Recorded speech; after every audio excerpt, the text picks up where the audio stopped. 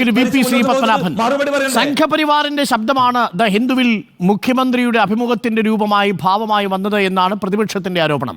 മുഖ്യമന്ത്രി അതിനെ നിരാകരിക്കുന്നുണ്ട്. അത് തൻ്റെ വാക്കുകളെയല്ല, ആ വാക്കുകൾ മാധ്യമം വളച്ചൊടിച്ചതാണ്. അതിന് ദ ഹിന്ദു പത്രം മാപ്പ് പറയുകയും ചെയ്തിട്ടുണ്ട്. കേസെടുക്കേണ്ടതില്ല എന്നതാണ് മുഖ്യമന്ത്രിയുടെ നിലപാട്.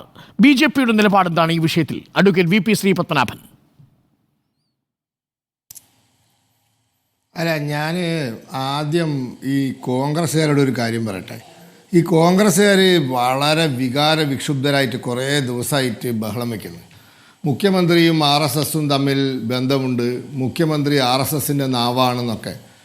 നിങ്ങളാ രാഹുൽ ഗാന്ധിക്ക് ഒരു കത്തയക്കപ്പ, മല്ലികാർജുൻ ഖാർഗെക്ക് ഒരു കത്തയക്കി ഈ മാർക്സിസ്റ്റ് പാർട്ടിയെ ഇന്ത്യ സഖ്യത്തിൽ നിന്ന് പുറത്താക്കാൻ. ഇതെന്തൊരു കഷ്ടമാണിത്. ആ പാർട്ടി ഇപ്പോഴും നിങ്ങൾ ഇന്ത്യ സഖ്യത്തിലല്ലേ? അല്ലേ? കേരളം വിട്ടുകഴിഞ്ഞാൽ മറ്റെല്ലാ സ്ഥലത്തും സഖ്യമല്ലേ? ഈ CPMന് ഇപ്പോൾ ദേശീയ പാർട്ടി എന്നുള്ള പദവി നഷ്ടപ്പെടാതിരിക്കാൻ കാരണക്കാരാരോ അറിയോ? നിങ്ങളാ. രാജസ്ഥാനിൽ കഴിഞ്ഞ തെരഞ്ഞെടുപ്പിൽ 35,000 വോട്ട് കിട്ടിയ സിക്കാർ സീറ്റ് നിങ്ങൾ ഇത്തവണ CPMനെ നിങ്ങളെയും കൂടി സ്ഥാനാർത്ഥിയാക്കി മത്സരിപ്പിച്ച് ജയിപ്പിച്ചു. അങ്ങനെ 4 സംസ്ഥാനങ്ങളിൽ നിന്ന് ലോക്സഭാ സീറ്റ് കിട്ടി. കേരളത്തിൽ നിന്ന് കിട്ടി, തമിഴ്നാട്ടിൽ നിന്ന് കിട്ടി, പിന്നെ രാജസ്ഥാനിൽ നിന്ന് കിട്ടി.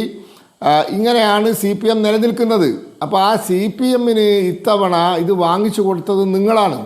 അപ്പം നിങ്ങൾ എന്നിട്ട് ഇവിടെ വന്ന് ഇങ്ങനെ ഈ ചാനലിൽ വന്നിട്ട് നെഞ്ഞത്തടിച്ച് നിലവിളിക്കുകയാണ് കോൺഗ്രസ്സുകാർ. എന്തൊരു കഷ്ടം! ഇങ്ങനെയൊന്നും നിലവിളിക്കണ്ട. നിങ്ങൾ രാഹുൽ ഗാന്ധിക്കും മല്ലികാർജുൻ ഖാർഗെക്കും കത്തയക്കൂ. ഇതാ കേരളമാണല്ലോ CPMൻ്റെ ഏക സംസ്ഥാനം.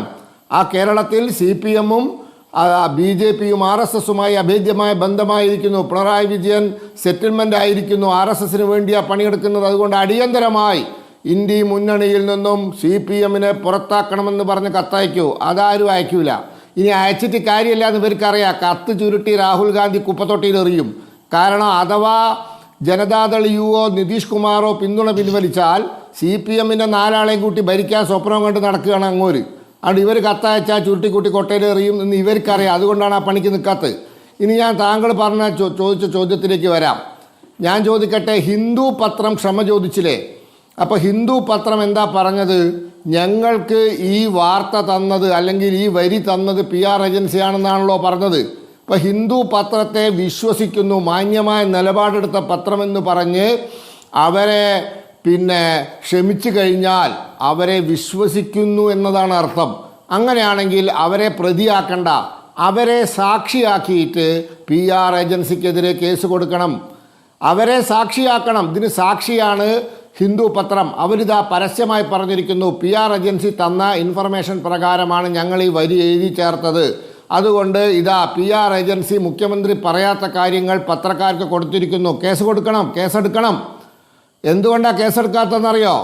ഈ PR ഏജൻസിയുമായി ഈ സർക്കാരിലെ പലർക്കും ബന്ധമുണ്ട്. അത് വഴിയെ പുറത്തു വരും. അത് അടുത്ത ദിവസം അത് പുറത്തു വരും. ഇപ്പോൾ നിങ്ങൾ RSS ആണ്, ഇന്നലെ മുതലേ അരുൺകുമാർ ഉൾപ്പെടെയുള്ളവർ പറയുന്നുണ്ട് കേസൻ RSS ആണ്, സംഖ്യയാന്ന്. എന്തോ ആയിക്കോട്ടെ, ഞങ്ങൾ മനസ്സിലാക്കിയിടത്തോളം റിലയൻസിന് ഷെയറുള്ളൊരു സ്ഥാപനമാണ്. അവരേതാണത് 70%. ആ സ്ഥാപനത്തിന് കേരളത്തിലെ ഗവൺമെൻറ്റിലെ പലർക്കും ബന്ധമുണ്ട്. ഒരാൾക്കൊന്നല്ല, പലർക്കുമുണ്ട്. അത് പുറത്തു വരാൻ പോവുകയാണ്. അത് അടുത്ത ദിവസം പുറത്തു വരും.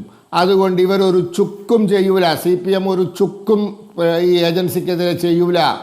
കാരണം ആ ഏജൻസിയുമായി അഭേദ്യമായ ബന്ധമുണ്ട്. അതുകൊണ്ട് ആ ബന്ധത്തിൻ്റെ അടിസ്ഥാനത്തിൽ അവർക്കെതിരെ ചെറുവിരലണക്കാനുള്ള ധൈര്യം കേരളത്തിലെ സർക്കാരിനോ മുഖ്യമന്ത്രിക്കോ ഇല്ല. അതുകൊണ്ടാണ് ആ റാംജി റാവു സിനിമയിൽ പറഞ്ഞിട്ടുണ്ടല്ലോ, ക്ഷമിച്ചിരിക്കുന്നു എന്ന് പറഞ്ഞിട്ടുണ്ടല്ലോ. അതുപോലെ ക്ഷമിച്ചിരിക്കുകയാണ്. വേറെ നിവൃത്തിയൊന്നുമില്ല, ക്ഷമിച്ചിരിക്കുക. ഞാൻ തിരിച്ചു വരാം ചർച്ചയിലേക്ക്. ജയിക്കതിനുള്ള മറുപടി വേണം.